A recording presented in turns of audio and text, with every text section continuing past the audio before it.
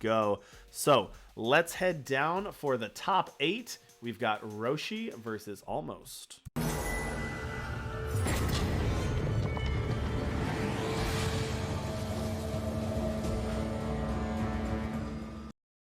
All right, welcome everyone to the top 8. We've got Roshi at the bottom of your screen. We've got Almost at the top. Let's get started. What do you see, Jonathan? Yeah, so Roshi sounds like kind of interesting. Part of the problem is that you're kind of influence screwed. You don't have one of your key two drops in Marius Mandrake or even Hannah Golem. There was some alert to it that you had exploit and you could use that as like fixing, but the question is like, is exploit by itself enough? And the short answer and what Roshi kind of came to is no. Like I want pressure backed up by discard, so mulliganing that hand. This one's like pretty slow. Like the second step one was kind of slow, didn't really do much on the play, and I think this might be their best hand. So you have the even hand of Golem starting to churn through the deck a little and hopefully able to generate some pressure into the discard that he needs. All right, calibrate here. Almost deck list. We've kind of seen this one pop up a couple times so far tonight, but I don't think we've really focused on it too much. So, can you give us a quick 10-second recap on what Almost is trying to do? So it's clear the way, trying to use a bunch of relics to get it clear the way going, and that's about it. That's as far as I understand. Yeah, so you have like the basic relic shell of you have Severin and you have the Courtier and or Courtier and just and Tayana just to do cool things with your relics. But then the unfair part of the deck is by playing the clear the way with some relics that either are very cheap or gain a benefit from going to the void. And yeah, sure, you got these 3/6s that are kind of whatever. But then you get to play this fair exchange card, and if it says fair in the name, it has to be fair. You get to swap one of those cards that you kind of cheated into play for a huge card from your market. Usually these 8 or 9 cost a card. Kairos Mhm. being at the top of that. So almost previously being very well known for Talira combo and getting Kairos into play that way from the market. I think they must view this as a very a deck of a very similar vein and finding this to be a more efficient way and you know almost is also definitely one who brews a lot and I have huge respect for that. Exploit going to take that Waystone Gate and then also going to plunder away to get an extra sigil. Thank you so much for that overview. Really appreciate it. Seat of Mystery off the top for Roshi. Little awkward being that even deck and to kind of have that awkward 3 with the depleted land, but that's all right. Send an Agent just going to take care of that Waystone Gate. That's one of the reasons Send an Agent's such a good card. Be able to hit units, but also take out pesky relics as well. But here comes that Severin with the ring here, and that's going to be a unit that, yeah, Roshi can't really answer right now. Yeah, so its stats are pretty decent. Any reasonable Katra usually can get through it, but Mhm. that's like a byproduct of what Almost is trying to accomplish. Like Almost is really just trying to assemble the 2 card combo of Clear the Way plus Fair Exchange, and then the rest of the game just it's kind of whatever from their point of view. Like, okay, I made a relic with this, so the 4 or 5 body doesn't matter. Oh, it just happens to be bigger than everything you're doing. I guess it's time to start the beatdowns. Mediocre So beats. All right, yeah. gonna calibrate again here. 2 Arcanum Hourglass in hand. I like this Lithor Lobotomy card as well. That one's pretty sweet. Yeah, it's really cool with the Bottle Storm and Waystone Gate, where you're able to trigger their Entomb effects while also being able to off one of your opponent's cards. And it's just like very efficient, allows you to keep up with some of the more aggressive decks in the format, and really take advantage of this Pitfall Trap. Mhm. So the Pitfall Trap, is also pretty good against aggressive strategies by dealing 1 damage. It can pop face ages, whatever. But then the fact that you can use it every turn with, say, the Courtier or comboing with the Hourglass here of just being able to accrue accrue card advantage really. So you get to draw a card and discard a card with Hourglass. You get back the power that you discard. Pretty cool. Yeah, absolutely. So Roshi doing that sweet play of chump blocking with even-handed golem, then sacking it to devour. Just tons of card advantage packed into that little package. Going to play out that Katra, and then going to get a treasure trove there. Also has a sweet one coming up here. It's going to take a lot of power, but could potentially pull off Marius Mandrake into Damara into Ultimate in the same turn if needed. Could also probably do it over different turns, but that's pretty sweet as well. Yeah, so the cards you can get from Almos are just a spattering of nice eight power units. So Yeah. you have Azendel Revealed, Hammerhand. I don't even know how to pronounce this one. Malad and Mola Nakova. Nakova. Hey, that was in the sideboard of my high five stack. Oh Or wow, it's in the okay, market. Sorry, noted. market in the of high fives. And then Snow Crush Animus and Kairos. So if you take either Azendel or Kairos, they don't really have a way to generate more advantage from the market, but almost has almost a lot of card advantage just from what they're already doing. So that part doesn't really matter as much per se, but you'll take it. Yeah, and the good thing for Roshi is that Roshi can cast like any of these cards. Like you said, Yep. it's full of huge beaters, but Roshi is a ramp deck and says, "Yeah, okay, like I'll take your huge threat and I'll play it for me." Yeah, taking that Yeah. Kairos, that's gonna really shut off almost this kind of combo game plan, and not only is it gonna shut down almost, it's also just a great unit for Roshi.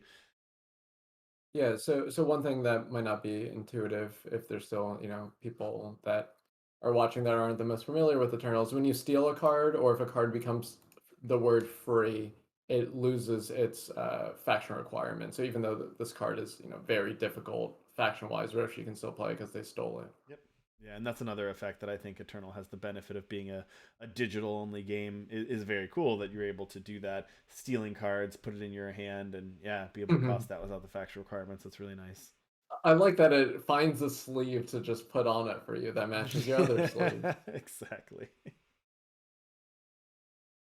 Okay, so kind of doing it here. Just lots of action churning through the deck. Now finding the clear the way, Yeah, and you there's the have the clear fair the way. exchange out. Yeah.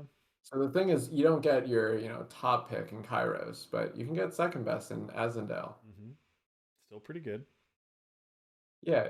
So like when the Mandrake doesn't block, you minimally have your Svarin able to serve and get you a free card.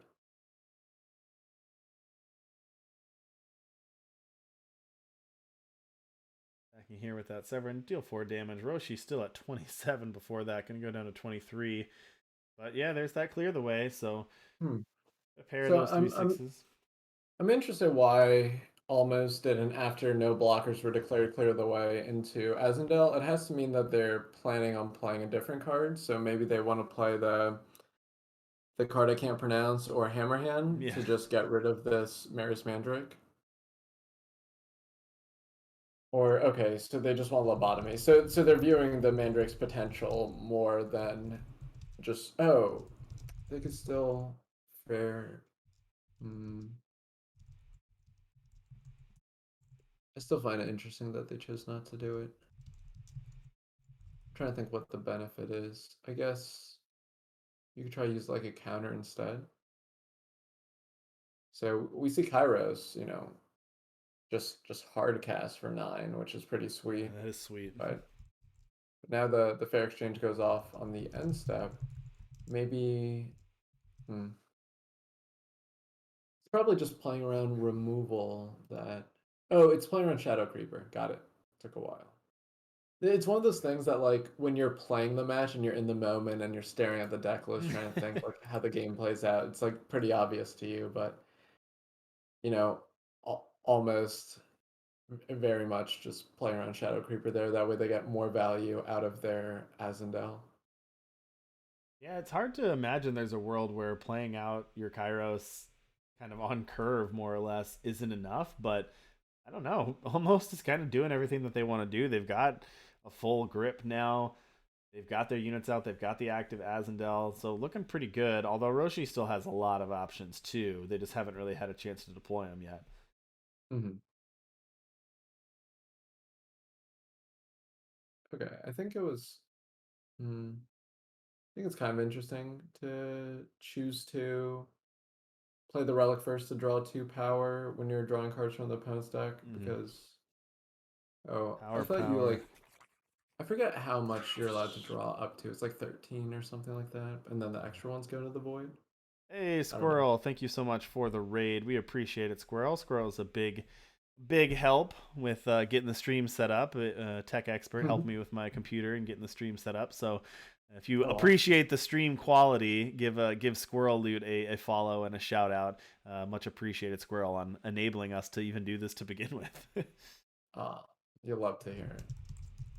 So picking up an Animus from the market and then just drawing even more power. So almost his draws are just going to be pretty much gas from here on out. Roshi still has this Kairos in play though, so we're going to get to see some just fun shenanigans back and forward. So you can, grafter up your own Azendel, but you don't really have good attacks this turn. Um, I'll just leave it to Roshi to decide what the most unfair thing they're able to do with all their power is. Yeah, So this. you can start offing things though, so that's really cool. So you Yeah, got the you really Azendel, and you can. could kill their Azendel. Yeah, you can kill there. As I was just gonna say, I feel like this is actually working out pretty well for Roshi. Yeah, it's the Kairos that deals the damage, so that Helesis or whatever they're called Hmm. don't deal. No, it is the unit that deals it. Okay, okay. It deals damage. Yeah, the Oh units do. wow, so So we get those to have just off things deadly. with Oh the. my Yeah. gosh, that's brutal. Okay, so this is actually huge for Roshi. So almost his hand is just almost all power, and it's gonna be like sure you got this Animus, but that's funny. Well, I mean, Roshi's at 16 power. You can play it for What, 7. what I want is Roshi to also get fair exchange and just do it all. Be hilarious. Yeah, so wow, this game's really just turning around and around and around. I was gonna say I'm trying to figure out like whose advantage. I thought it was almost for a while, and then it was Roshi for a while. I think Roshi's ahead now. It's hard to say with Yeah, almost having a full grip and having Snow Crush Animist.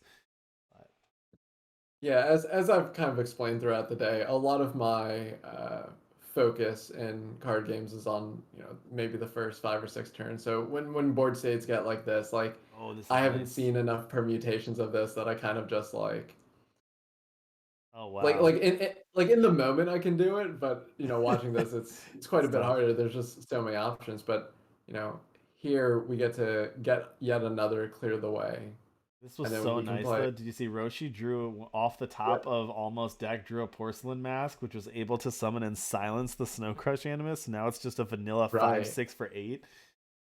Oof. Yeah, exactly. It's funny, the mask is a two of, but Yeah. you put him there to draw it, or I guess for your opponent to draw it. This is Oh, part there's of the other mask. this is part of the reason Kairos is so good is that if it sits around and you can't answer it, then you're in trouble. Although here is Lithoradobotomy. I feel like you got to take out that Kairos before it does too much damage. Although Azentel's a good threat too, but gotta kill Yeah, both of them. But I think you might have to take out the Azendel because that's just like too many cards. yeah. If only we had a Bottle Storm to sack here. Yeah. Sacking the mask because Overwhelm's likely to not matter and you're getting more utility of your other stuff, so that makes sense. All right, taking out the Kairos there. But yeah, two kind of engines going here. Gotta deal with both of them because yeah, it's gonna keep drawing cards off of these Helices. How many cards are we at here? 24 cards left for almost, so not quite there, but keep drawing 4 cards a turn. We might we Well, might hit there. so the funny part is when Roshi hits, almost has the courtiers to draw so many power that you're just always drawing or virtually always drawing two non-power. So it's like Roshi gets to draw one card from their deck and two non-powers from almost decks every turn, as long as this Ascendel stays in play. I mean, I do understand that almost killed the Cairo to be able to develop a board. Otherwise, your units just always die to whatever Roshi's trying to do. So, Right.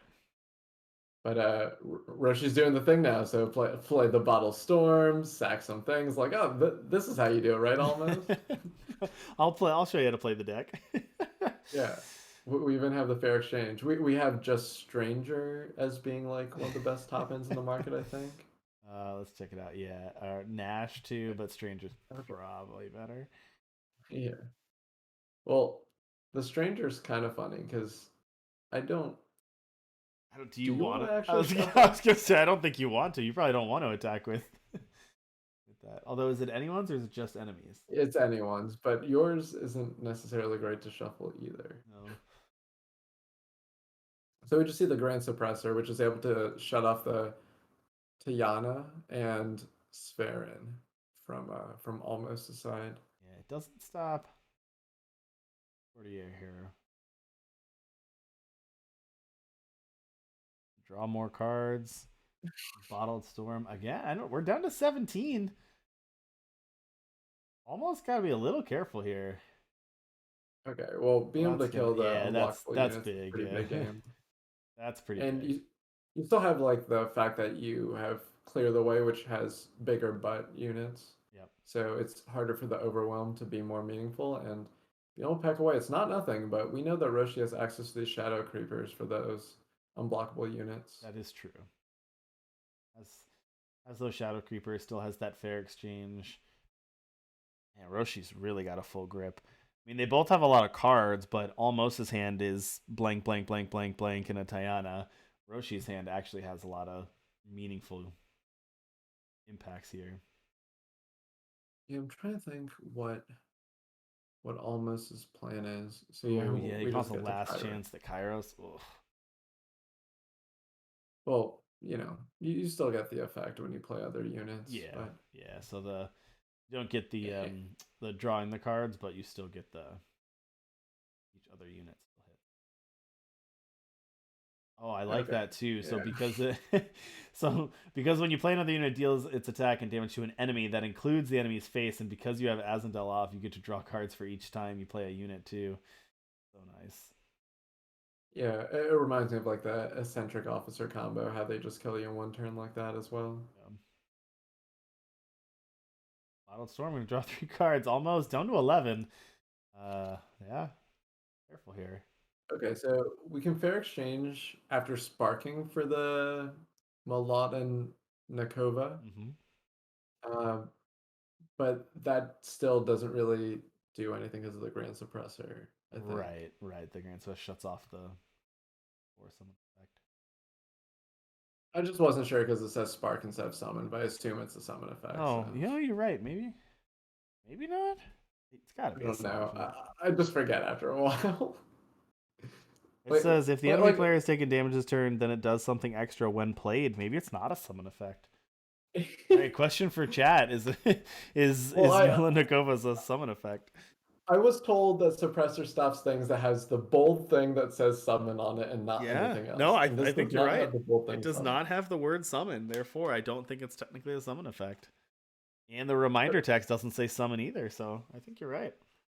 For me, half the testing in this game is just understand interactions like that. Well, who had mill your opponent out on their bingo board because almost is Yeah, at it might 8 be cards. happening. I mean, Yeah. it's probably one turn away, right? Like if almost can't kill Roshi, then not this turn, but probably next turn. Yeah, so we just Shadow Creeper to off the 1/1s, and I think that's pretty much it. Yeah.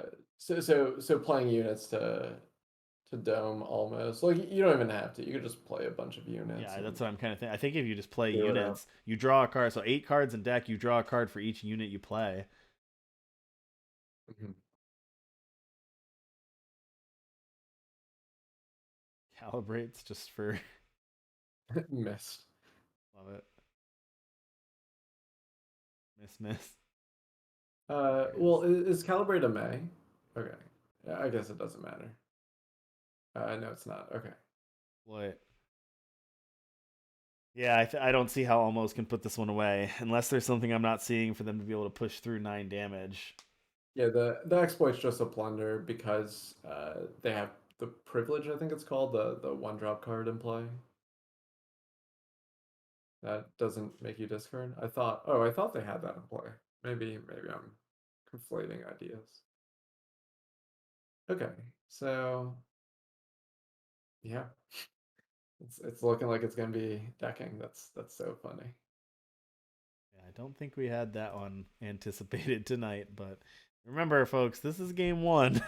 So we'll see. Now, I'm not sure every game is going to play out exactly this way. We've had some wonky things, wonky pulls off of the Azendel draws and everything, but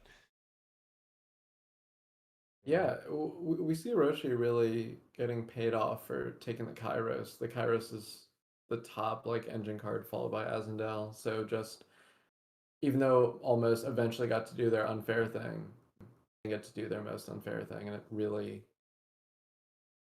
propelled Roshi to kind of win the game exactly how they're doing it.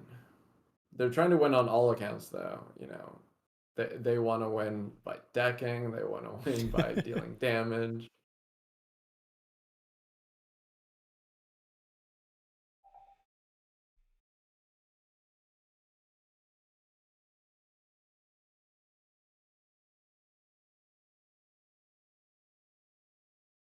kind of slowing down the end of this one as well. But 5 cards left. I think they're really trying to figure out their outs.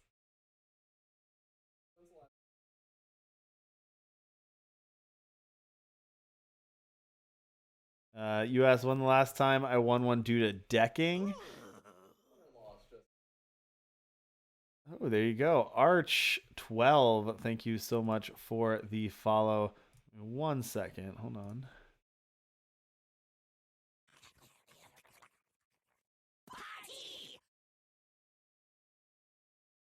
All right. I feel like it came up recently, but I can't really put my finger on exactly when it was. Oh, I do remember there was a really good one where it was a game of limited, and I was super far behind. I was definitely not able to win the match through combat damage. They had just too many blockers, but I had ooze with something else to just make like essentially infinite like jump blockers. Mhm. And my opponent, didn't attack for a while, and then I think they realized it too late, and I was like, all right, well, I can just chump you for like the next 10 turns, and I'm like 3 cards ahead. So I just sat there chump blocking for 10 turns, and I was like, it's fine. Like I can win off this one. So yeah, Wow. that one was recent. That was in a sealed match, and that one was pretty fun. But sometimes you got to look at the outs and say, "There's no way I'm winning this match. I can't push through damage. How will I possibly win this game?" And it's like, well, yeah, infinite 1/1s that block and turn into 0/0s are fine.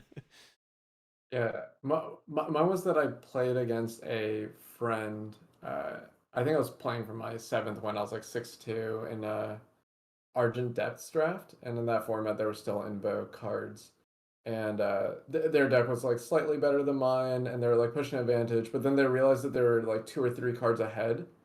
So then they just stopped attacking to try to like reduce the variance of the game and decided to deck me. Then on the last turn where I was gonna deck, I like attack with the unit. They killed it, or attacked with a few units, I think. And then it turned out that I invoked. I played the time invocation, or time.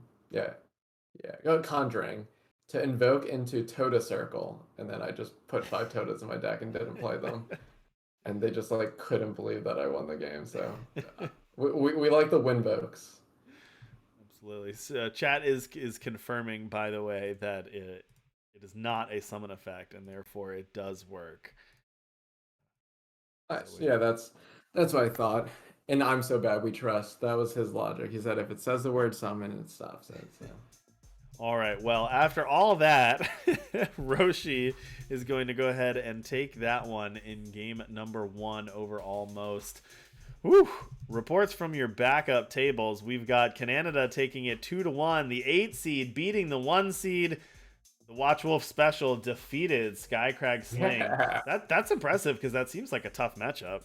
But yeah. It depends on the texture of the early turns. You could probably tell by turn 3 who's like statistically likely to win, and seems like it just happened in Canada's favor twice. and then also we've got Croge taking it over Aqua. So unfortunately, in the other one of those Yeah, matchups, the Yetis unfortunately fell there. So let's make sure our players know that they are good to start. yeah. I figure that's what the Aqua raid meant from a minute Good or two call. Good ago. call. Thank you, Aqua, again for the subs and for the raid. We appreciate it. Yeah, so I guess the Skycrack aggro versus Sling split the difference, right? One each, and then Boxer versus a Romanova is tied 1-1 going into game 3 on the back. All right, so Roshi's hand, pretty good. Just what you expect to be doing in your early turns.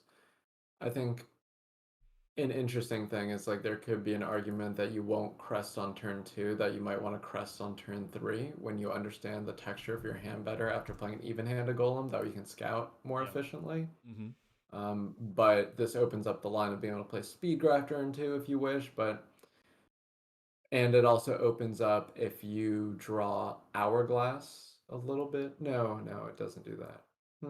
I don't know. I think it's interesting. Like that's one of the things that, oh, I'm obviously going to play my depleted power on one. It's like, okay, we can consider these other lines too. And I'm not saying what Roshi did was wrong.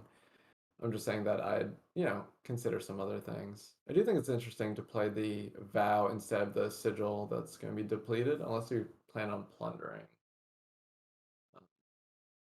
Maybe just trying to deck thin a little bit more, which, you know, take for what you will. Roshi doing pretty well, by the way. Already was ranked number 4, and then is going to get at least 3 points from top aiding Ooh. tonight. So that is going to put them up to 16 points, which would be good for second place, except that a Romanova also top aided, who was number 2. So Romanova is going to go up to 17 points. So Romanova is going to stay at least at the number 2 slot. Unless Roshi wins this tournament tonight, they will also be. They're looking at the number 3 slot right now, but yeah, both those players still short of Apple Chips, holding strong at 18. But one of those two players potentially could win it all tonight and get move up the ranks. Maybe grab that number 1 slot and queue for that invitational coming up. None of these players have won, so we are going to stay at 4 wildcard slots right now. Might be 4 all the way through. That would be impressive. Well, not necessarily if like Roshi or a Romanova win, right? Then they're like opening up. Oh, you mean double trophy? Got Yeah, it, got double it. double To open trophy. up Yep. five. Yeah, Yeah, yeah, yeah. no one alive right now has won a trophy, so they are all good. Yeah, Apple Chips won too many trophies last season that I Yeah, think they're just taking it easy. exactly. I think their cabinet just can't hold all of them. It's true. I love how Apple Chips was like ran the table in the winter season, number 1, like start to finish, and then wasn't number 1 for about 3-4 weeks, and then now I'm just gonna be number 1 again. Yeah, you gotta let other people live in the limelight, but then you gotta remind people who you are. I get it. So Exactly. we see a great combo that we haven't seen much today. So by using the lobotomy here, if you don't fully activate the Waystone Gate, also if you only activate it once or twice, oh that's cool. Now that's back in hand. It's like Texas. Yep. So um, so if you activate the Waystone Gate once or twice, as long as you don't use the third mode, if you lobotomy it and get it back, it still remembers that you activated it that amount of times, which is pretty cool. It just happens that this Waystone Gate wasn't activated, but the combo with Tanya, we just haven't really seen much, and it's Yeah. pretty cool. Yeah, that is very cool. There's so many interactions in these decks tonight. I'm overwhelmed with so many little intricacies. All right, so from Roshi's side, considering activating the Grafter, Yep. Gonna activate the grafter. you can pick up. Let's see, Banish doesn't really do anything different than the Send an Agent here, unless if you care about killing a relic.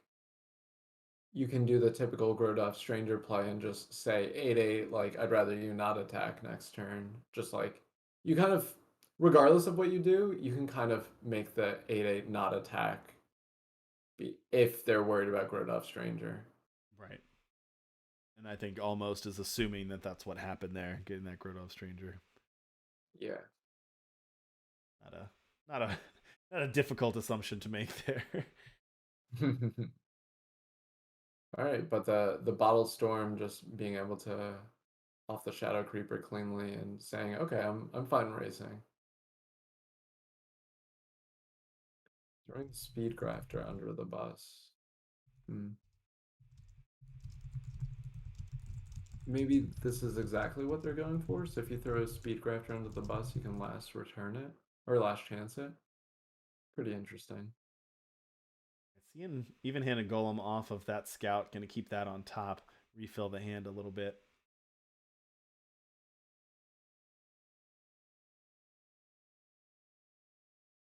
Send an agent going after that. Tiana's gonna take that out, and then last chance back, as you You can mentioned, gonna probably Vine Yeah. Grafter back. Okay.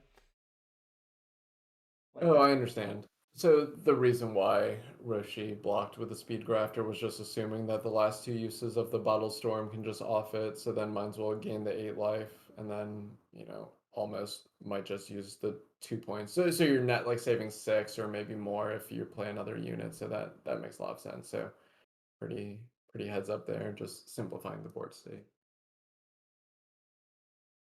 Almost using the third ping on the. Oh, it's because you could draw a Pitfall Trap. Yep, that makes a lot of sense. Way more important than the life total when you're dealing chunks of 8. So you had some probability of drawing Pitfall Trap and then being able to finish off the Grafter with your last power. I So confirmed, by the way, here, the backup table, Aroma Nova did take it over the Boxer. So Canada versus Aroma Nova is the first semifinal. so that's my Spellcrag aggro deck against Even Feln. Even Felon, yeah, sweet. Yeah, and then winner of this will play against Croge Roche on on Sling. Sling. Yeah, so no Menace Trove. Boxer, I believe, was Boxer. No, Boxer wasn't on Trove either, was he? Yeah, Boxer was on Maris Xenan, Command, yeah. right? So no Trove in the top 8. Interesting.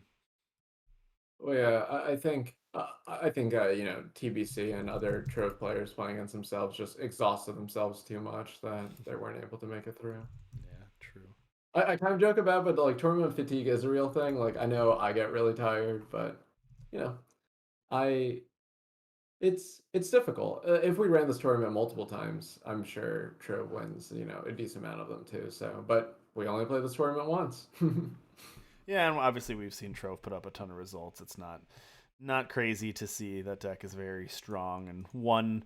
It's important to remember it's fun to look at the deck list and the results and everything, but it's also important to remember that one one matchup, one tournament doesn't necessarily mean anything in its own, in its own right. I do also like that because this tournament's very generous in that there's no entry fee and stuff like that. That sometimes people are willing to brew more and take a little bit more chances than they would if you had everyone pay a certain amount of gems or $5 a head or something like that. So we get to see a little bit more variety than you might on someone just being like, okay, I'm gonna play a deck that has this percentage and I'm willing to just play it, you know, 3 hours a day, so I'm gonna get masters because if I just random walk, it's gonna happen.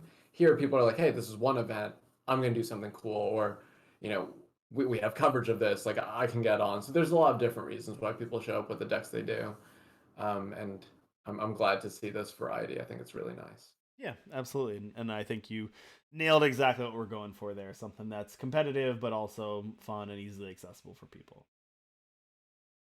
All right. Yeah, Pale Rider's like timepiece it. here for Roshi in hand. That can be pretty useful, especially against this Mhm. 8/8 here. Also Devour, which is going to be pretty nice as well. Porcelain Mask also going to miss. That's another advantage of timepiece over over a card. Not sure how often that comes up, but there you go. Can also miss on that. Now I'm sad that our Kairos didn't allow us to spellcraft the timepiece. Maybe, Well, maybe some other time. I guess what this does do though is it gives all the units overwhelm. So obviously that damage isn't going to go through the Vine Grafter, but it kind of takes away the chump devour value a little bit. Yeah, I mean, getting rid of the regen shield is pretty relevant when your opponent has timepiece in the deck, and then they could have used killer, and then just have this unit left, like not trade with the 8/8. I Yeah, wonder if we're gonna see timepiece on the stranger, and just say like, hey, I have a really fat thing that's gonna kill your 8/8. But instead, going to the market, Roshi has access to banish and I guess Azendel. yeah, gonna grab Yep. Azendel. Yep. So notably here, that this may or may not come up. We do have a round timer even in the top 8, so it is about 6 minutes till time. We're probably going to give these players a little bit of extension because they were the feature match, so they had to wait for us to get started. But we are Yep. looking at about 7 to 10 minutes left in the round for these players. So may come up, especially if almost wins a long game too. We may have to figure that out. But just a heads up, so you're looking at that. They are going to be on a timer here. So that health gain, that life gain was pretty important there last turn for Roshi as well, because these 9/8 overwhelms actually do quite a bit of damage. Hmm.